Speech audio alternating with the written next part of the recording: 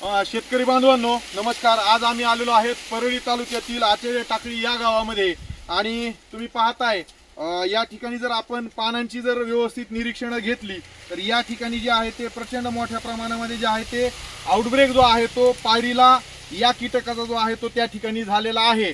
आणि जसं साहेबांच्या हातामध्ये अंडी अवस्था आहे आणि इकडे सगळ्याच प्रकारच्या अवस्था ज्या आहेत त्या आपल्याला इथं दिसत आहेत। तर ह्याचं व्यवस्थापन शेतकरी बांधवांनो करणं गरजेचं आहे, कारण की आपण हे जर पानं जर आपल्या इकडे थोडंसं ह्याच्याकडे दाखवा, पानं जर वरचे जर ह्या आउटब्रेक झालेल्या ठिकाणी जर बघितले तर ऊसाचे पानं हे आता बघा इकडच्या म्हणजे बाहेरच्या साईडला आतमध्ये जे आहे ते सगळे वाळायला जे आहे ते चालू व्हायलेले आहेत आणि या ठिकाणी फोटोसिंथेसिस कमी होऊन आपलं जे आहे ते उत्पादनामध्ये जे आहे ते घट येण्याची शक्यता आहे। तर ह्याच्या व्यवस्थापनासाठी आपण कशा पद्धतीने उपाययोजना जे आहे ते करू शकतो त्या संदर्भात जे आहे ते मार्गदर्शन करण्यासाठी वसंतदादा शुगर इन्स्टिट्यूटचे माजी शास्त्रज्ञ आदरणीय सुरेश माने पाटील साहेब या ठिकाणी आहेत। त्याचप्रमाणे 21 शुगर्सचे मुख्य शेतकी अधिकारी आदरणीय गड्डे साहेब सुद्धा आहेत। तर साहेब काय सांगाल, शेतकऱ्यांनी काय काळजी घेतली पाहिजे सद्यस्थितीत ऊस पिकाची? नमस्कार शेतकरी बंधूंनो, आपण ज्या प्लॉटमध्ये उभे आहोत हा प्लॉट आहे MS 10001 नावाच्या व्हरायटीचा प्लॉट आहे। साधारणपणे 18, 19, 20 कांड्यावर आहे आणि पानाचा कलर बघितलं तर एकदम हिरवागार आहे। ऊसाची वाढ चांगली आहे, हिरवा कलर आहे आणि असा हिरवा कलर असला की पावसाळ्यामध्ये साधारणपणे जून, जुलै, ऑगस्ट या दरम्यान ह्युमिड क्लायमेट वातावरणामध्ये ह्युमिडिटी वाढल्यामुळं, आर्द्रता वाढल्यामुळं रस शोषणाऱ्या किडी वाढतात। या रस शोषणाऱ्या किडीमध्ये मग लोकरी मावा आहे, त्याचबरोबर पायरीला आहे। आता या प्लॉटमध्ये मोठ्या प्रमाणामध्ये पायरीला दिसून येतोय, पायरीलाची अंडी दिसत आहेत, बाल्या अवस्था दिसते आणि पायरीलाचा ॲडल्ट सुद्धा दिसतोय।